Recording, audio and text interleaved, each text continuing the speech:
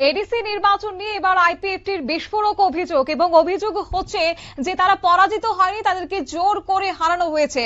এই দাবি আজ তুললেন আইপিএফটির সাধারণ সম্পাদক স্বপন দেববর্মা। তিনি অভিযোগ করেছেন যে আসনগুলিতে তাদের জয়ের সম্ভাবনা ছিল, সেখানে পরিকল্পিত কারচুপি করে হারানো হয়েছে তাদের প্রার্থীদের। তবে অভিযোগ সেখানে বিষয়টি নিয়ে নির্বাচন কমিশনের কাছেও চিঠি পাঠিয়েছে দল। পাশাপাশি আসন্ন ভিলেজ কমিটি নির্বাচনের আগে সংগঠনকে চাঙ্গা করতে এবার আন্দোলনের পথে হাঁটারও ইঙ্গিত দিয়েছে আইপিএফটি নেতৃত্ব। সম্প্রতি অনুষ্ঠিত এডিসি নির্বাচনের 28টি আসনের মধ্যে 2টি অসংরক্ষিত আসন ছেড়ে 26টিতে প্রার্থী দিয়েছিল আইপিএফটি। তবে একটি আসনে জয় পায়নি দল।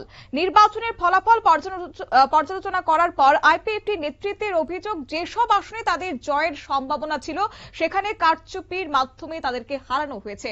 একই সঙ্গে যেহেতু নজরে রয়েছে ভিলেজ কমিটি নির্বাচন এবং সেই নিরীক্ষে সংগঠনকে চাঙ্গা করতে আজকে একটি সাংবাদিক সম্মেলনের আয়োজন করা হয়েছে, যেখানে উপস্থিত ছিলেন আইপিএফটির সভাপতি অর্থাৎ প্রাক্তন মন্ত্রী প্রেম কুমার রিয়াং, উপস্থিত ছিলেন আইপিএফটির সাধারণ সম্পাদক স্বপন দেববর্মা সহ আইপিএফটির অন্যান্য নেতৃত্বরা। কি বললেন এই প্রসঙ্গে আইপিএফটির সাধারণ সম্পাদক স্বপন দেববর্মা, শুনুন।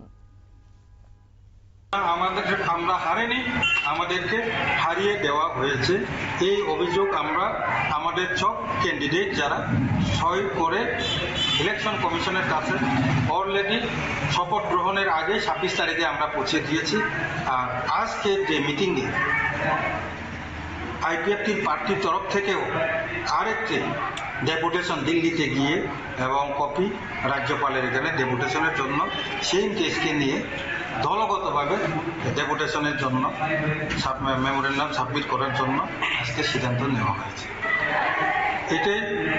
আর দ্বিতীয়ত যেটা হলো ভিলেজ কমিটি ইলেকশন, এটা অফিসিয়ালি শুরু হয়ে গেছে। তো যখন ভিলেজ কমিটি ইলেকশন যখনই ঘোষণা হবে তখনই আমরা আমাদের ভিলেজ কমিটি ইলেকশনে আমরা কার সঙ্গে জোট গঠন করবে বা জোট গঠন হবে কিনা, এককভাবে লড়াই করবো কিনা, এটা তখন আমরা ঘোষণা আমরা করব আমাদের দলীয় তরফ থেকে। কিন্তু এখন থেকে সব ডিভিশন, আমাদের যে পার্টির ডিভিশনদেরকে আমরা দায়িত্ব দিয়েছি, প্রেসিডেন্ট এবং সেক্রেটারিকে, এখন থেকে যাতে প্রত্যেকটা ভিলেজ কমিটির প্রত্যেকটা সিটি ওয়ার্ডে তাদের যে ক্যান্ডিডেটগুলা আগে থেকে প্রস্তুত রাখার জন্য আজকের মিটিংয়ে সিদ্ধান্ত নেওয়া হয়েছে। আর বাকি যে দুটি পয়েন্ট, সেটি হলো আগামী যে মুভমেন্ট। আপনারা শুনলেন তাদের বক্তব্য। শনিবার আগরতলা প্রেস ক্লাবে অনুষ্ঠিত হয়েছে আইপিএফটির কেন্দ্রীয় কার্যকরী কমিটির বৈঠক এবং বৈঠকের মূল আলোচ্য বিষয় ছিল এডিসি নির্বাচনের ফলাফল, আসন্ন ভিলেজ কমিটি নির্বাচনের প্রস্তুতি এবং ভবিষ্যতের রাজনৈতিক কর্মসূচি। তবে দিনের বৈঠকে সাংবাদিকদের মুখোমুখি হয়ে দলের সাধারণ সম্পাদক স্বপন দেববর্মা তিনি অভিযোগ করেছেন যে পাহাড়ে মানুষের সমর্থন আইপিএফটির পক্ষেই ছিল এবং তিনি দাবি করেছেন যে কেন্দ্রগুলিতে দল জয়ের অবস্থানে ছিল সেখানে কারচুপি করে ফল ঘুরিয়ে দেওয়া হয়েছে। পাশাপাশি তিনি এও প্রশ্ন তুলেছেন নির্বাচনে ইভিএম এর সঙ্গে কেন ভিভিপ্যাট ব্যবহার করা হয়নি, কেন বহিরাজ্য থেকে ইভিএম আনতে হয়েছে।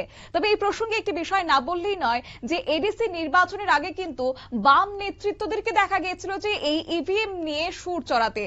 এছাড়াও কংগ্রেস নেতৃত্বকে লক্ষ্য করা গেছে যে তারা সুর চড়িয়েছেন এডিসি নির্বাচনের প্রাক মুহূর্তে দাঁড়িয়ে। কিন্তু সেই সময় আইপিএফটির একটি বাক্য খরচ না করলেও বর্তমান সময়ে ভিলেজ কমিটি নির্বাচনের আগে এবং এডিসি নির্বাচনের সমস্ত প্রক্রিয়া শেষ হওয়ার পর সুর চড়িয়েছে আইপিএফটির নেতৃত্বরা। তবে ওয়াকিবহাল মহলের মতে এডিসি নির্বাচনে একা লড়ে কার্যত ভরাডুবি হয়েছে আইপিএফটির। তাই আসন্ন ভিলেজ কমিটি নির্বাচনের আগে আন্দোলনের মাধ্যমে সংগঠনকে চাঙ্গা করার কৌশল নিয়েছে দল।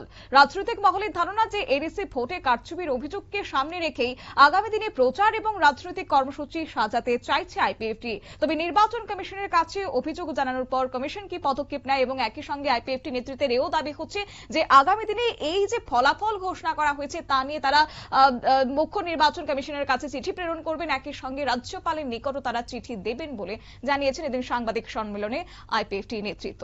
নিয়ে নিচ্ছি ছোট্ট একটি বিজ্ঞাপন বিরতি, সঙ্গে থাকুন।